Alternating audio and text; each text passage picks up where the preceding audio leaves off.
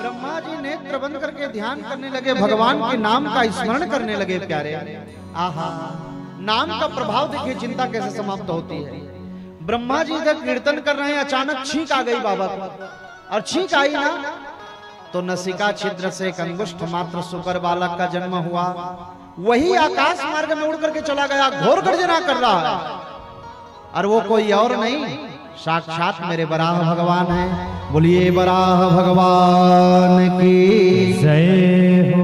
ब्रह्मा जी के नसिका छिद्र से प्राकट्य हुआ है, और वही आकाश मार्ग में शरीर को फटकारने लगे, रोमावली झड़ करके गिरने लगी, और रोमावली कोई और नहीं, धरती पर जो पूसा है ना, वही बराह भगवान की रोमावली, इसीलिए तो पवित्र है, इसीलिए पूजा किया जाता है उसको। और वही बराह भगवान रसातल के भीतर गए हैं लेने के लिए पृथ्वी को, जो दैत्यों ने छुपा दिया था। सुखदेव स्वामी कहते हैं, परीक्षित, इधर हिरण्याक्ष हिरण्यकश्यप का जन्म हुआ है। पुराने समय में बिना डीजल बिना पेट्रोल के लोग हवा में उड़ा करते थे, उसी को देख करके तो हवाई जहाज बना दिया लोगों ने। बिना डीजल बिना पेट्रोल के पहले उड़ते थे आकाश मार्ग में। एक दिन वही हिरण्याक्ष आकाश मार्ग में उड़ रहा है, और इधर नारद जी नारायण नारायण करते हुए आ रहे हैं। हिरण्याक्ष ने रोका, कहते हैं रुकिए। नारद जी ने कहा क्या बात हो गई भैया, क्यों रोक रहे हैं? बोले एक बात मुझे समझाइए, आपको केवल ये नारायण नारायण गाना आता है कि लड़ाई झगड़ा आता है? नारद जी ने कहा झगड़ा नहीं आता भैया, केवल कीर्तन करना आता है। क्यों पूछ रहे हैं? मेरी भुजा में ऐसी खुजली हो रही है, जब तक लड़ूंगा नहीं मिटेगा नहीं। जो झगड़ालू किस्म के होते हैं ना, उनको झगड़ा करने के लिए कोई बहाना नहीं चाहिए, जबरदस्ती झगड़ा कर लेते हैं। कई लोगों की आदत होती है मुंह खुजलाता रहता है, जब तक झगड़ा नहीं करेगा नहीं मिटेंगे। कई माताओं को भी आदत होती है, चपर चपर चपर चपर चाहिए उनको, बिना मतलब का चारी चुरी। आप लोगों ने सुना होगा, पहले जमाने में माचिस नहीं थी, और आज से ज्यादा दिन की बात नहीं है, ज्यादा से ज्यादा 25-30 साल माचिस कहाँ थी। लोग एक दूसरे घर में आग मांगने के लिए जाते थे। एक स्त्री गई है, कहती है दीदी चूल्हा जलानी है, आग दे देते क्या? अब जिसके पास मांगने गई थी, देवी जी ने कहा कि बहन जी आग तो दे दूंगी, लेकिन कुछ लेके आई हो। कुछ छेना उना लेकर जाते थे उस समय आग मांगने के लिए। कई वृद्ध माताएं बैठी, वो लोग जानते होंगे। कहा कि किसमें रखोगी? दे तो दूंगी। साड़ी के आंचल को फैला दी, कहती ला इसमें दे दे। देने वाले ने कहा जल नहीं जाएगा। बोले तेरे बाप का जा रहा है, झगड़ा चल। झगड़ा करने के लिए कोई बहाना थोड़ी चाहिए, झगड़ा करने वाले तो कैसे भी कर लेते।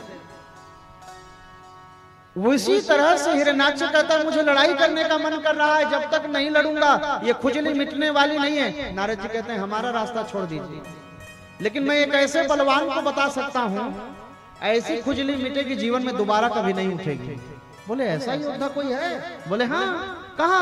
वो रसातल से निकल रहा होगा, जा इंतजार कर। क्योंकि नारद जी जानते हैं कि मेरे बराह भगवान के निकलने का समय हो गया पृथ्वी को लेकर के। आहा, जाकर के हिरण्याक्ष इंतजार कर रहा है। बराह भगवान अपनी डाढ़ पर पृथ्वी को उठाए और घोर गर्जना करते हुए निकले। इधर हिरण्याक्ष कहता है अरे वो शूकर सावधान। भगवान ने कहा मुझे गाली देता है? अरे वो ग्राम सिंह तू भी सावधान।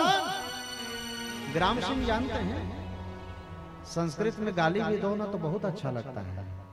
ग्राम सिंह का अर्थ होता है कुत्ता, उन्हीं को ग्राम सिंह कहा गया है। गांव के शेर ही तो हैं। तो महाराज इन्होंने शूकर कहा, इन्होंने कुत्ता कह दिया, बाता बाती बढ़ गई महाराज। ऐसा विचित्र युद्ध हुआ, जाकर के गदा से प्रहार करने लगा हिरण्याक्ष। भगवान को क्रोध आई, एक मुट्ठी जमाई, सिर धड़ से अलग हो गया। बोलो वृंदावन बिहारी लाल की जय। हिरण्याक्ष का वध किया है परमात्मा ने, और वो पृथ्वी को ले जाकर के ब्रह्मा जी को दे दिया। कहते हैं बाबा ये पृथ्वी आज से आपकी। ब्रह्मा जी ने शेष जी के ऊपर में रख दिया, सिर पर पृथ्वी की स्थापना हो गई। अब पृथ्वी की स्थापना हो गई, भगवान की बात याद आई, सृष्टि करना है, कैसे करूं? ब्रह्मा जी ने सबसे पहले मानसिक सृष्टि आरंभ किया, और मानसिक सृष्टि सबसे शुरू जब किए तो 4 पुत्र हुए, सनक, सनंदन, सनातन और सनत कुमार। चारों भैया आकर के खड़े हुए। ब्रह्मा जी ने कहा चलो भैया थोड़ी सृष्टि क्रम को आगे बढ़ाओ, भगवान का आदेश है। संत कुमारों ने कहा भैया हमें झंझट में नहीं पड़ना, हमें तो भजन करने के लिए जीवन मिला, चले गए जंगल की ओर। दूसरे पुत्र के रूप में नारद जी हुए हैं। ये साक्षात ब्रह्मा जी के मन है। मन के द्वारा नारद जी का प्रकट कहते हैं बेटा तू तो कम से कम सृष्टि कर ले रहे। बोले भगवान का भजन करना है, ये जीवन भजन करने के लिए मिला, सृष्टि करने के लिए नहीं। ऐसे करते करते भागवत में वर्णन है 89 पुत्रों का जन्म हुआ, सबके सब विरक्त हो गए। एक पुत्र और प्रकट हुआ जिसका नाम है करदम। करदम का अर्थ अपने हाथों से जिसने अपने अभिमान को दमन कर दिया हो उसका नाम करदम है। करदम का प्राकट्य हुआ। ब्रह्मा जी ने कहा बेटा तू तो कर ले। करदम जी कहते हैं बाबा भगवान की मनोहारी सूरत देखने का बहुत मन है मेरा, एक बार मैं उनका दीदार कर लूं, उसके बाद में जो कहेंगे मैं करने के लिए तैयार हूं। वो भी जाके तपस्या में बैठ गए। ब्रह्मा जी ने विचार किया क्या करूं, कोई सृष्टि नहीं कर रहा। ब्रह्मा जी के शरीर के एक भाग से एक स्त्री का प्राकट्य हुआ है और शरीर के एक भाग से पुरुष का प्राकट्य हुआ। स्त्री का नाम पड़ा शत्रुपा और पुरुष का नाम पड़ा मनु। दोनों आकर के खड़े हैं, कहते हैं प्रभु आज्ञा। बोले बेटा आज से मैथुनी क्रिया के माध्यम से सृष्टि क्रम धरती पर आगे बढ़ेगा। जाओ दोनों प्रकृति और पुरुष बनकर के मिलन होगा दोनों का और यहीं से सृष्टि क्रम आगे बढ़ेगा।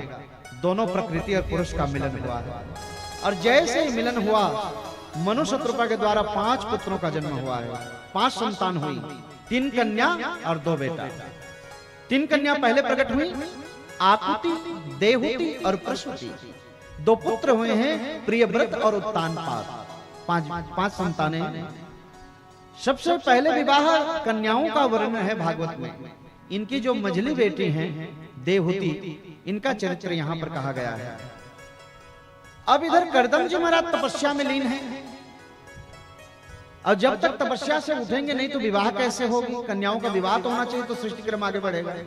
मेरे नारायण स्वयं गए, कहते हैं करदम नेत्र खोल बेटा, मैं तेरी तपस्या से बड़ी परिपूर्ण प्रसन्न हूं, नेत्र खोलो। करदम जी उठ करके देखे हैं तो मनोहारी सूरत मेरे परमात्मा खड़े हैं। जाकर के प्रसन्न हो गए। भगवान ने कहा कुछ मांगना है वरदान। बोले ना प्रभु आपको देखने का मन था, आपकी मनोहारी सूरत मैंने देख ली और आपको देखने के बाद मुझे और क्या चाहिए, हो गया। भगवान ने कहा जिसे मैं दर्शन देता हूं बेटा उसे मैं कुछ न कुछ देना चाहता हूं, देने का मन है कुछ ले लो। करदम जी ने कहा आपका इतना ही देने का मन है तो दे दीजिए, क्या देना चाहते हैं प्रभु। भगवान ने कहा मेरी बात मानोगे। बोले आपकी बात को कौन टालेगा। ऐसा करो बेटा तुम ना एक विवाह कर लो। करदम जी कहते हैं ये गलत बात है। इतना दिन तक मैं तप कर रहा था तो पत्नी पाने के लिए तप कर रहा था क्या? आज तक बीवी पाने के लिए किसी ने तपस्या किया है कि मुझे पत्नी मिल जाए? और ये मुझे थमा रहे हैं। और मैंने तो सुना है शास्त्रों में कि गृह कारज नाना जंजाला अते अति दुर्गम शैल विशाला। जो गृह कार्य में पत्नी के चक्कर में एक बार पड़ गया वो जीवन भर उस दलदल से नहीं निकल सकता। गोस्वामी जी की चतुराई तो देखिए यहाँ पर, जंजाल लिख देते तो चल जाता, बात हो जाती, लेकिन जंजाला शब्द का प्रयोग किया है। गृह कारज नाना जंजाला। किसी ने पूछा गोस्वामी जी से जंजाल क्यों नहीं लिखते, जंजाला क्यों लिख दिया? गोस्वामी जी कहते हैं जंजाला का मतलब होता है चलता फिरता जंगल। और जो एक बार इस जंगल में फंस गया ना प्यारे, निकलना बड़ा मुश्किल है। जब तक कोई सदगुरु आकर के आपके दामन को नहीं थामेगा और जब तक सही रास्ता नहीं बताएगा आप इस जंगल से नहीं निकल सकते। क्यों फंसा रहे हैं पत्नी के चक्कर में? भगवान कहते हैं बेटा मेरी पूरी बात सुनोगे? मैं जिस कन्या से कह रहा हूं तुम विवाह करोगे ना, मैं तेरा बेटा बनकर के आ जाऊं तो कैसा रहेगा रे? करदम जी कहते हैं आप बेटा बनोगे?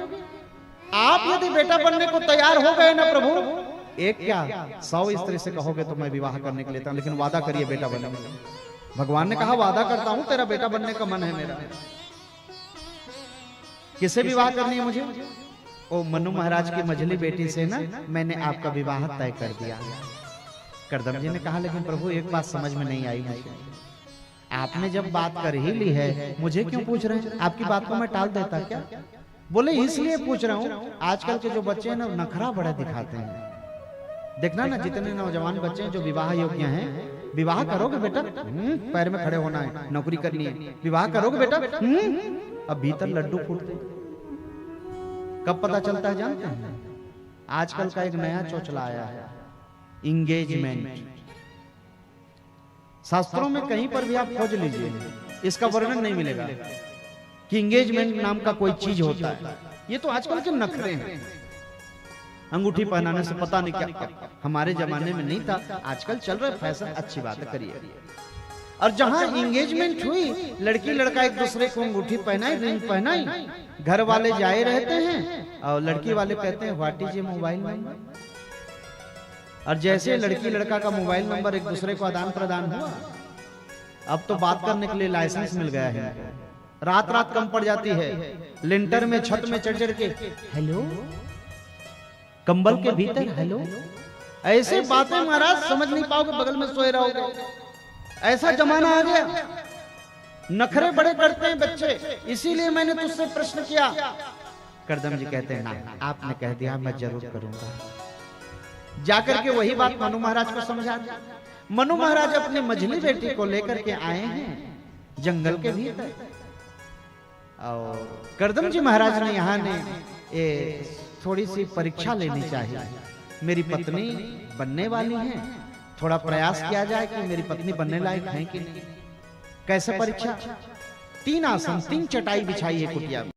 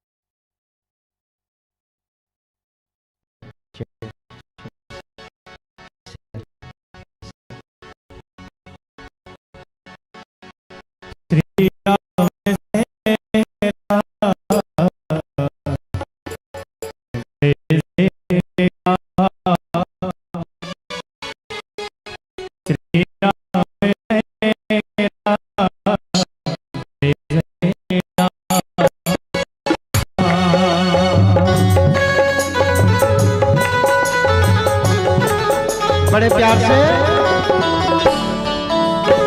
ऐसे नहीं, दोनों हाथ ऊपर उठा के बड़े भाव से।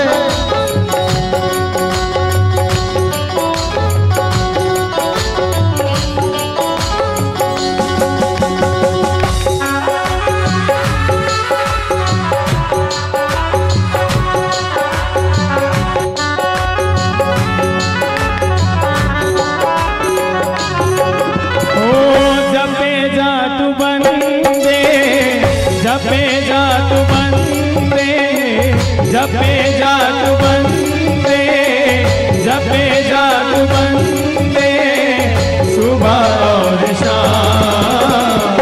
श्री राम जय राम, जय जय राम। श्री राम जय राम, जय जय राम। ओ जपे जात बंदे, जपे जात बंदे, सुबह और शाम। श्री राम जय राम, जय जय राम। श्री राम जय राम, जय जय राम।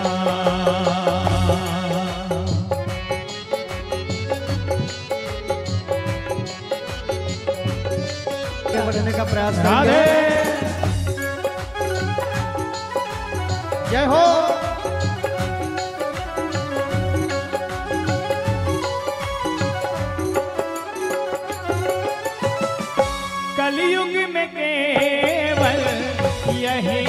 नाम साचा, कलयुग में केवल यही नाम साचा, कलयुग में केवल यही नाम साचा, कलयुग में केवल यही नाम साचा।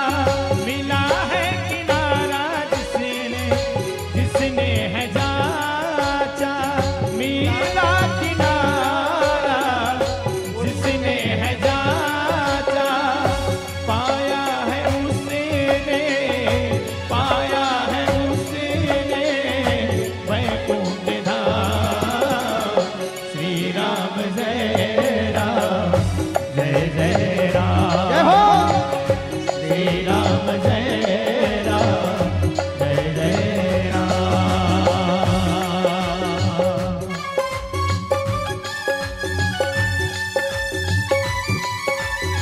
सभी से निवेदन, जरा दोनों हाथ ऊपर उठा के बड़े भाव से जय श्री राम।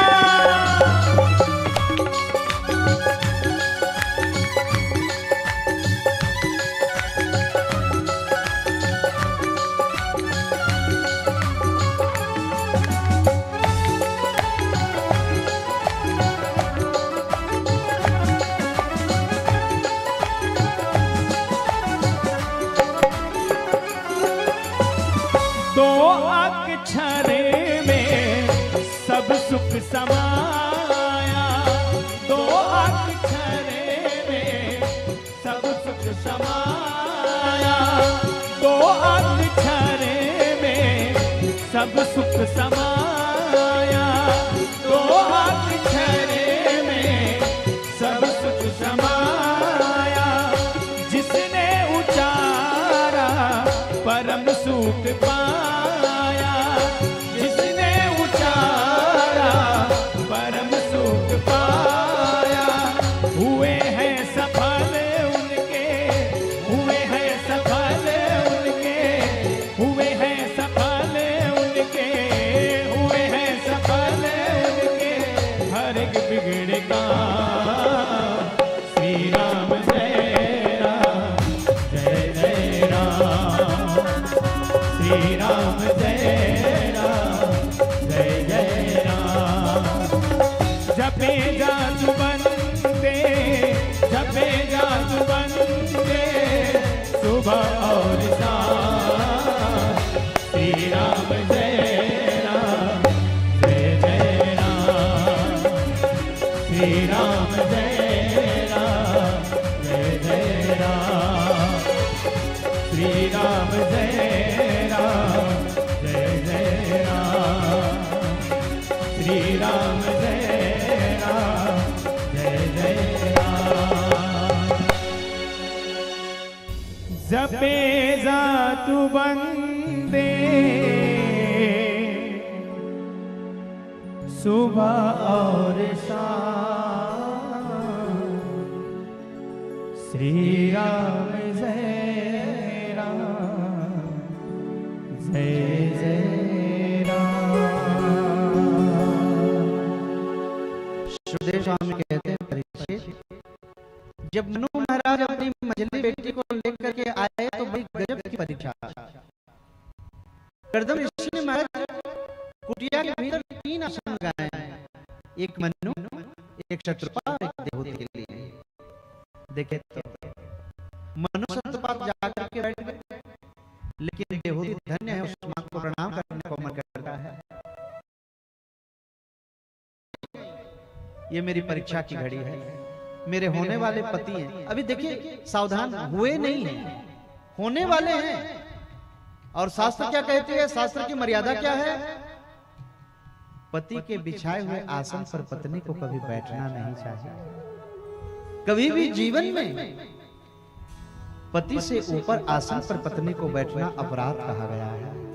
आहा, धन्य है उस नारी को, देखी ना आसन को, समझ गई ये तो मेरे होने वाले पति ने बिछाया है, अपमान हो जाएगा मेरे स्वामी का। लेकिन नहीं बैठती हूं तो आसन का भी अपमान है।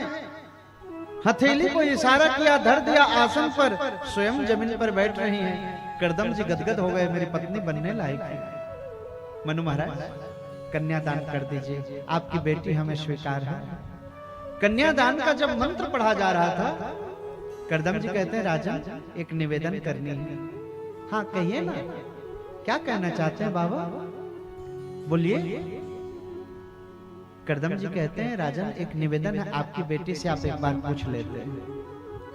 एक पुत्र के होते तक हम साथ में रहेंगे, लेकिन जैसी मेरी पहली संतान आई, मैं जंगल में तपस्या करने के लिए चला जाऊंगा इन्हें छोड़ करके। अगर मंजूर हो, जिसके मन में राम भाव जगा हुआ है, मुझे ऐसे ही पति की आवश्यकता है, कर दीजिए विवाह बाबा। विवाह संपन्न हुआ है, और जब विवाह की सारी विधियां पूरी हुई, मनु महाराज शत्रुपा तो चले गए, देवहूति को कुटिया में प्रवेश करा रहे हैं। आहा, कुटिया में प्रवेश किए, छत की ओर देखे ना, हजारों चिड़ियां चहचहा रही हैं, हजारों चिड़ियां। स्वामी ये करदम जी कहते हैं ये पक्षियां भी ना इस कुटिया को अपना ही मानती। नीचे की ओर नजर दौड़ा करके देखिए तो सांप और चूहे एक साथ फुदक रहे हैं, इतना परस्पर प्रेम है। बोले स्वामी ये भी अपना मानती हूँ, लेकिन आप कहाँ रहते हैं? बोले वो जो सामने 1.5 फीट का आसन दिख रहा है ना, वहीं बैठ कर ध्यान कर लेता हूँ, मैं तो अकेला हूँ, मुझे क्या जरूरत घर की। अब तुम आ गई हो देवी, अपनी तरह से संभालो घर पर। ऐसे करो तुम घर की थोड़ी साफ सफाई करो, और मैं थोड़ी संध्या का समय हो रहा है, प्रभु का ध्यान लगा लो थोड़ा। क्या चरित्र है उस पुरुष का। अभी विवाह वेदी से उठे हैं, कहते हैं प्रभु का ध्यान लगा लेता हूं। और क्या भारत की परंपरा भी रही, जीवन की जब शुरुआत होती है हमारी, जब नव दंपति प्रवेश करते हैं, तो सत्य नारायण की कथा से हमारा जीवन आरंभ होता है। आजकल का थोड़ा स्वरूप बदल गया है, कुल्लू मनाली से आरंभ, तो आप लोगों को अच्छा लगेगा, क्योंकि सब मॉडर्न लोग बैठे हैं, इसलिए ज्यादा इस पर चर्चा नहीं करेंगे। और जैसे करदम जी ध्यान लगाने के लिए बैठे, आहा 40 वर्ष की अखंड समाधि में डूब गए। धन्य है उस मां को प्रणाम करता हूं, मेरी व्यास मंच प्रणाम करती है उस मां को।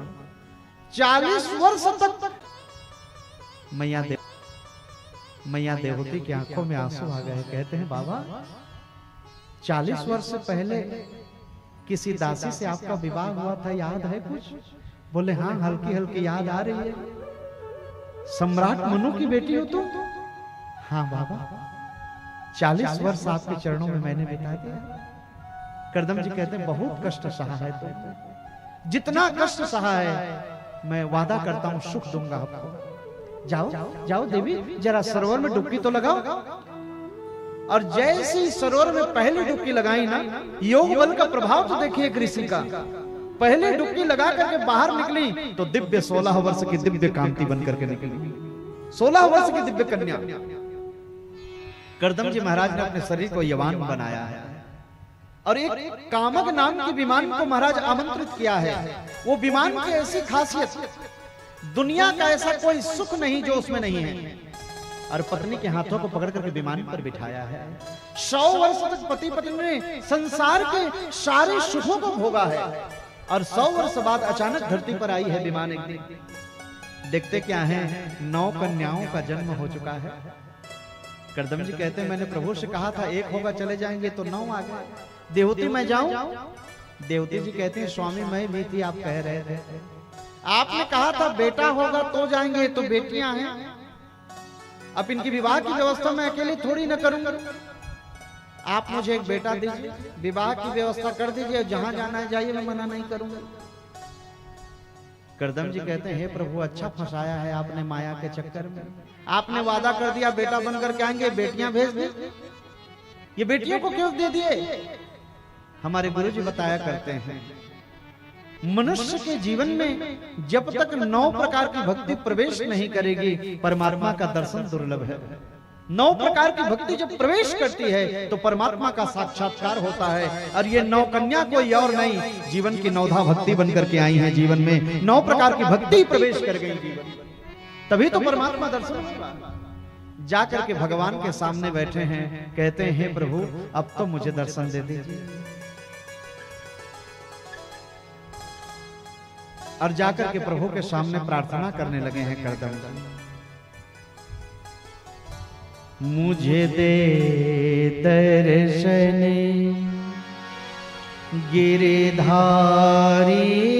रे ओ तेरी सावली सुरतिया पेवारी रे, ओ तेरी सावली सुरतिया पेवारी रे, मुझे दे दर्शन गिरधारी रे,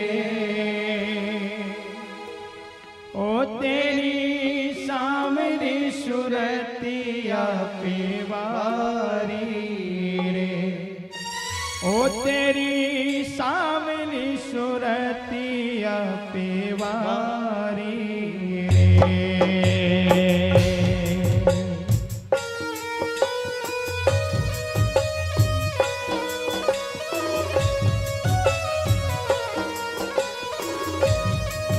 राधे जय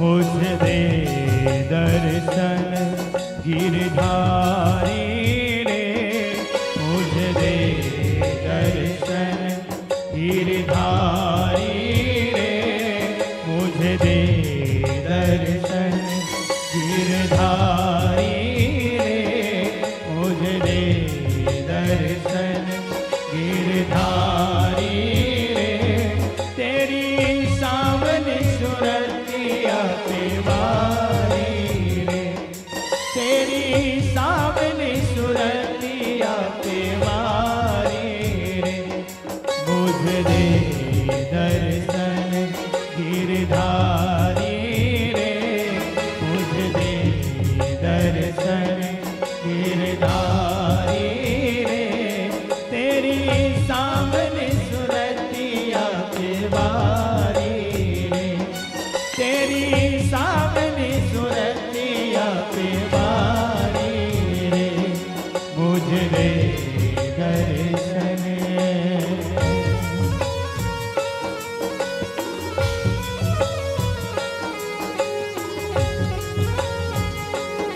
भगवान से बैठे बैठे यही कहें कि हे प्रभु, अब ये जीवन पे जीवन आप दे रहे हैं, बहुत दिन बीत गया प्रभु, अब तो आकर के दरस दिखा दीजिए प्रभु।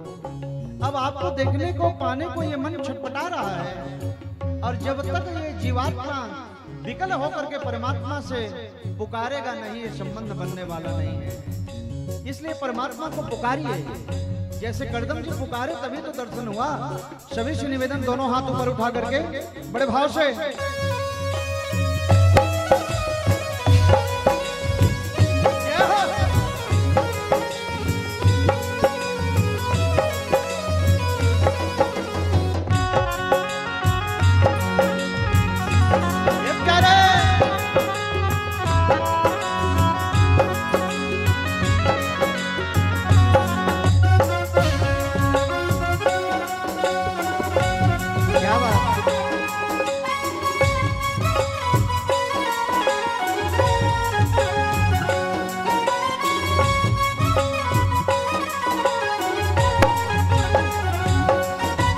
यमुना तट हरि धेनु चरावे, मधुर मधुर स्वर वेणु बजावे, यमुना तट हरि धेनु चरावे, मधुर मधुर स्वर वेणु बजावे, यमुना तट हरि धेनु चरावे, मधुर मधुर स्वर वेणु बजावे, यमुना तट हरि धेनु चरावे, मधुर मधुर स्वर वेणु बजावे। ओ कान्हे कामरिया है कारी रे, कान्हे कामरिया कारी रे, ओ मुझे दे दर्शन गिरधारी रे, ओ तेरी सावली सुरतिया पारी रे, मुझे दे दर्शन गिरधारी